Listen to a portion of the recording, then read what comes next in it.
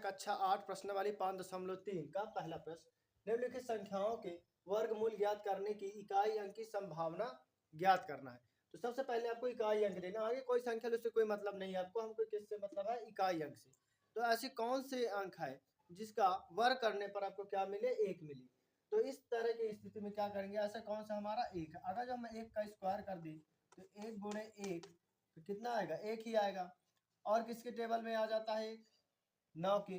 तो 9 नवा 81, 9 का स्क्वायर करेंगे 9 गुणे 9 कितना आएगा, 81। इसमें भी इकाई अंक क्या आ रहा है, तो इसकी संभावना क्या हो जाएगी, इसकी संभावना है जी 1 एवं 9 की। तो इसके स्क्वायर करने पर, वर्ग करने पर 1 आने की संभावना है। ऐसे इस वाले में कितना है, लास्ट में 6 है। तो पहले वाले के आंसर का होगा 1 और 9, और दूसरे का ऑप्शन क्या है, लिखा 6। तो ऐसा कौन सा अंक है जिसे स्क्वायर करने पर आपको 6 मिले, तो ये हो जाएगा 4। अगर 4 का स्क्वायर कर दें, 4 गुणे 4 बराबर 4 चको 16। तो इसमें भी इकाई अंक क्या मिल रहा है आपका, 6। एक तो पहली संभावना क्या हो गई, 4, ठीक। और 6 भी तो है, 6 का स्क्वायर अगर कर देंगे, 6 गुणे 6 बराबर 6 6 36। इसमें भी इकाई अंक क्या मिल रहा है आपको, 6। तो ये कौन संभावना हो जाएगी आपके यहाँ, 6 की भी संभावना है कि इसमें इकाई अंक क्या होगी,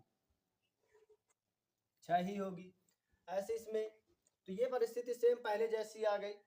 यहाँ पास देखिए 1 था, यहाँ पास भी 1 है, तो इसकी संभावना क्या हो जाएगी तीसरे वाले की, 1 एवं 9। 1 का स्क्वायर करोगे 1 1 कम 1, और 9 का स्क्वायर करो 9 9 81। 81 में भी ये क्या आ रहा है, 1 आ रहा है, तो इसकी संभावना क्या हो जाएगी, 9। ठीक है। अब चौथे वाले में 5 है, तो किसी का भी वर्ग करने, अगर लास्ट में 5 है तो किस 5 का वर्ग होगा।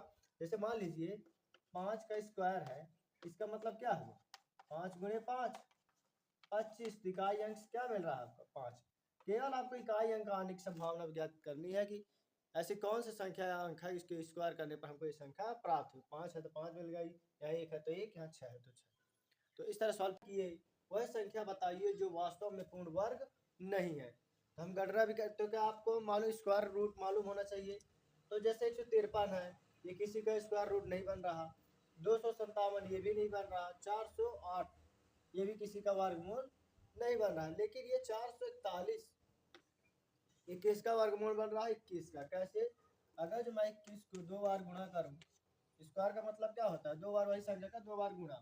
मान लीजिए ये लिखा है 21 का स्क्वायर, इसका मतलब होता है यही संख्या का 2 बार गुणा। तो हमने कर दिया, तो 21 गुणे 21, 1 1 कम 1, 2 1 कम 2, 2 1 कम 2, 2 दूनी 4। अब इनको जोड़ दो, 1 4 4। तो किसका स्क्वायर है आपका, ये 21 का। तो मतलब ये पूर्ण वर्ग है, बाकी ये पूर्ण वर्ग नहीं है। इस बार बार घटाने की विधि से 100 और 169 का वर्गमूल ज्ञात करना है। तो इस तरह के सवाल को क्या करना है आपको, बार बार घटाने की विधि से हम विषम संख्या से घटाना। पहले का अंक, पहले क्या है आपका 100 है, तो 100 में विषम अंक घटा देंगे, मतलब 1 कितना आ जाए आपका 99। ठीक, ये घटाने पर क्या है आपका 99। फिर 99 को हम किस में घटाएंगे, विषम अंक बोला है ना, तो एक पहला एक विषम हो गया, फिर 3, तो 99 में हम कितना घटा देंगे 3, तो कितना आ जाएगा आपका 96। फिर आपको 96 में कितना घटाना है आपको 5, तो क्या जाएगा आपका 91। मतलब आपको क्या करना है कि विषम संख्या को घटाते जाना है जब तक क्या ना जाए 0। तो ऐसे ही अंक आते जाएंगे, तो लास्ट में कितना आ जाएगा आपका 0, ये 10वें पद में आएगा। जैसे देखिए ये एक पद हो गया, विषम अंक पहले क्या है 1 है, तो दूसरा विषम अंक क्या है, तीसरा 3 है, चौथा है, मतलब पहला 1, दूसरा 3 और तीसरा 5। तो ऐसे ही आपको घटाते जाना है। लास्ट में 10वां स्टेज जब आएगा तो कितना आ जाएगा घटाने पर आपको 0, तो वो आपका पद कहलाएगा कि 10वें में आपको 0 की प्राप्ति हो जाएगी। ऐसे ही आपको 169 वाले में भी करना है, घटाते जाना है, लास्ट में आपको क्या मिल जाएगा आपको 0। घटाना विषम अंक ही है, ध्यान रखना। जैसे यहाँ पर 1 विषम अंक हो गया, 3 विषम अंक हो गया, 5। फिर अब जैसे ये 91 7 घटा दोगे भाई 6 सम अंक हो जाता है और हम 7वां घटक भी सम अंक।